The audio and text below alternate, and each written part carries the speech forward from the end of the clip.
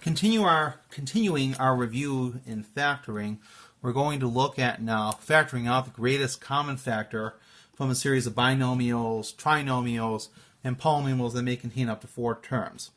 Some of these questions will be fairly straightforward. Some of these questions are going to be longer and require more work. So again, because you have the ability to pause, I'm not going to be really slow on this, but I will try to explain every step along the way here. So I'm going to start first with section 6.1, and this is going to be question number 46. The odd questions are going to be available online for you to practice on if you feel you need the practice. The questions are not mandatory. You do not need to turn any work on these. You will receive no grade for them. These are simply for your benefit if you choose or you decide that you want the practice for these. So let's go ahead and take a look at the first problem. 3y squared minus 6y. Okay, so what we're going to do when we try to factor out the greatest common factor is I'm going to go ahead and write out a parentheses below that. And the idea of the parentheses, when you put the parentheses down, the placing is very important. However wide the polynomial is, you should try to make the parentheses a little wider such that the polynomial will fall into it.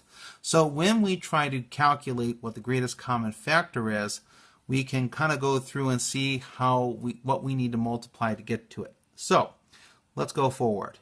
For 3 and 6, hopefully most of you recognize that the greatest common factor for 3 and 6 is going to be 3. Because 6 is 3 times 2, so I can factor a 3 out of this. For y squared and for y. Recalling what we showed in the first video, that when each of these terms contains a variable, we pick the variable that has the smallest exponent. Now, we don't see an exponent on y, but what's not understood here is this is an exponent of 1. So I'm going to go ahead and I'm going to factor a y out of this. And now I'm going to work through it as follows. 3 times what will give me 3? That's going to be 1. Okay? Which I'm going to go ahead and put there just to start. Then y times what will give me y to the second? So it's going to be y to the first plus y to the first equals y to the second. Because what is the rule? We have to add the exponents, so 1 plus 1 is equal to 2. Now, this is just showing the work that is normally not shown. And I will not show this for too many more examples, but for the first one, it should illustrate the point. So 1 plus 1 will give us y to the second. Bring the minus sign down.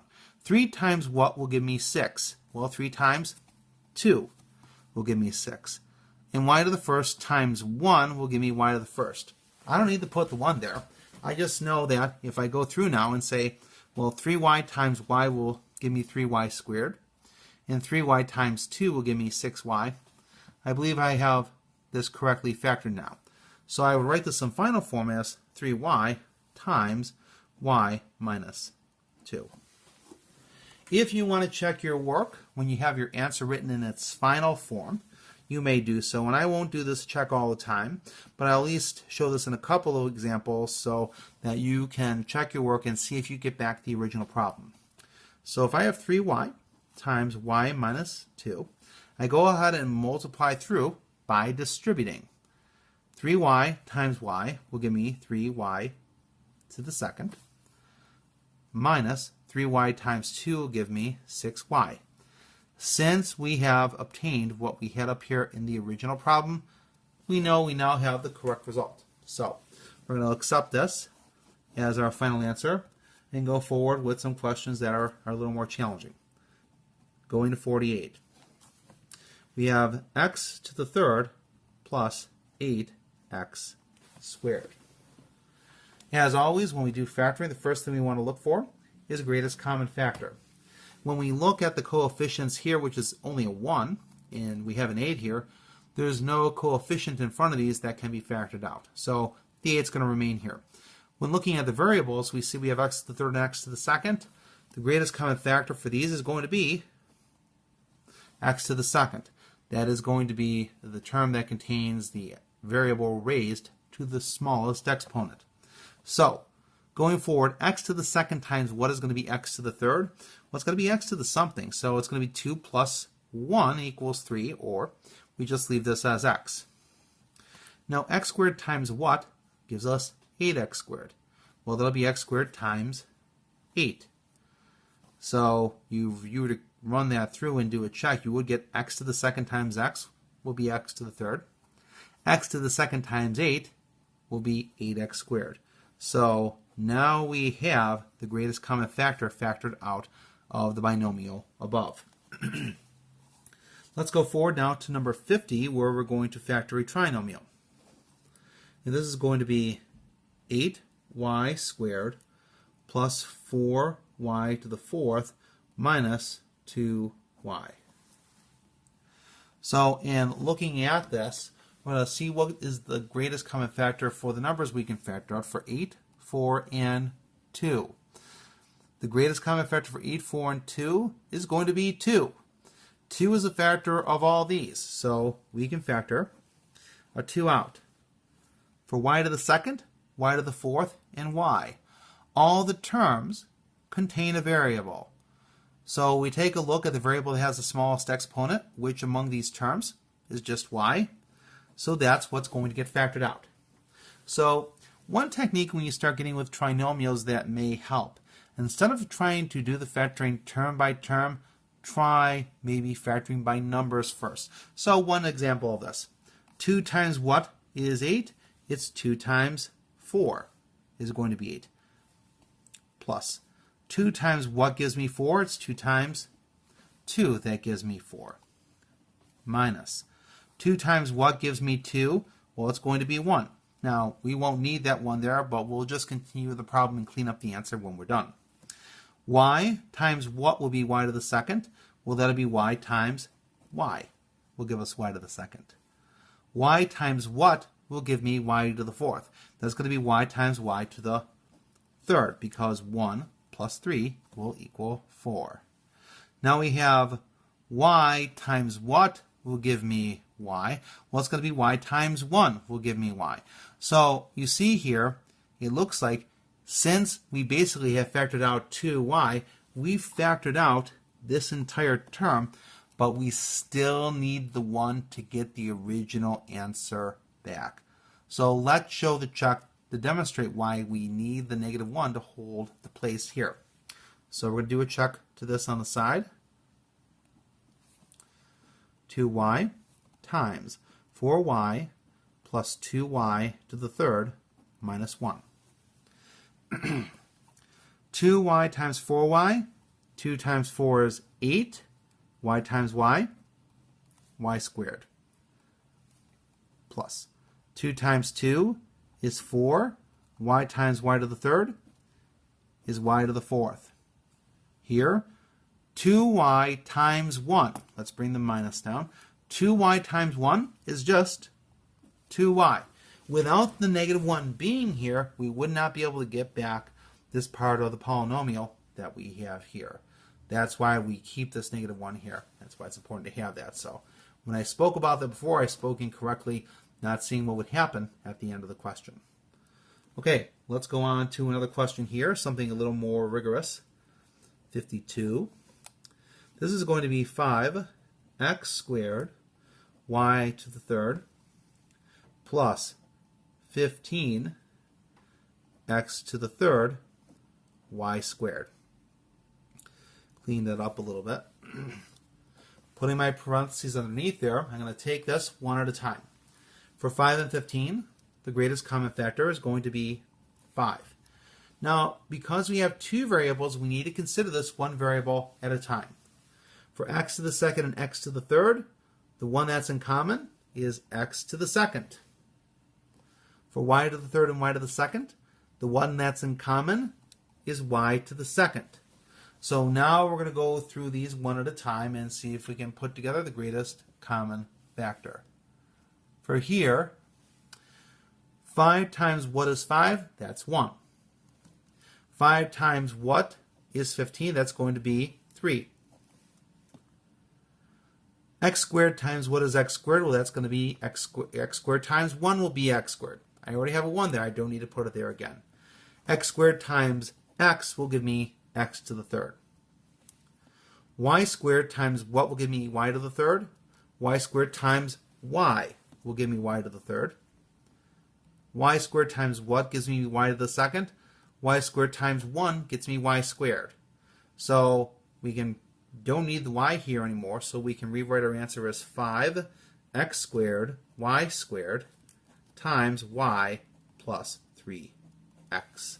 So the greatest common factor from 5x squared y to the third plus 15x to the third y squared is 5x squared y squared times y plus 3x. So this here is our greatest common factor, and this is what remains after we factor that out. Going on to some more challenging questions here, and some that may be a little tricky for some of you, is going to be 56. We have 8xy plus 10xz minus 14xw.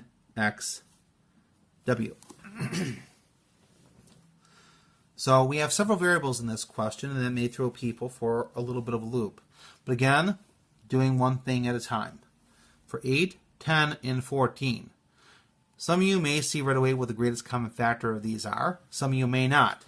So sometimes you may need to go to the side with these numbers, not paying attention to the sign because that's not important at this time. But for 8, I'm not going to do the factor tree here because you should be able to do this on your own. But I am going to write these as the product of prime factors. 8 is 2 times 2 times 2. 10 is 2 times 5. And 14 is 2 times 7. For those who cannot do this but are not familiar with this technique, please refer to my first video. When we compare the prime factors for each of these numbers, we see that they have one prime factor in common. It's 2. And because they have only a 2 as a common prime factor, we can say that the greatest common factor for these is 2. And that's what we're going to factor on the outside here. Now we're going to take a look at each term, and we have, for the variables, we have xy, xz, and xw. The only variable that's in common in all three of these is in x. So we're going to factor x out of that. So one technique we'll use for this is, well, let's just go ahead and put 2 through. 2 times what is 8? That's 4. 2 times 5 is 10, minus. 2 times 7 is 14. Now, just kind of a little bit of a different look at this. Well, x times 1 is x. X times 1 is x. X times 1 is x. Well, we don't need to bother writing x anywhere else. We have factored the x out of every one of the three terms. However, we have not factored out a y, we have not factored out a z, and we have not factored out a w. So we're going to go ahead and bring those down because those remain behind. And now we have successfully factored out the greatest common factor of 2x, and we can write this expression up here as 2x times the quantity of 4y plus 5z minus 7w. And this is the final answer here. We're going to take a look at just 2 more questions, and these questions involve a bit more work here. We're going to take a look at question 58, and then we're going to take a look at question 62. So 58 is going to be 12a to the 4th minus 21a to the 3rd minus 9a to the 2nd. So again, as you're looking at the numbers 12, 21, and 9, you may not feel certain that you know what the prime factors of the greatest common factor of the numbers are. So let me go ahead and take 12, 21, and 9 to the side. And I'm not going through the technique of this because I've showed this before, but I will go ahead and list the prime factors for each of these numbers.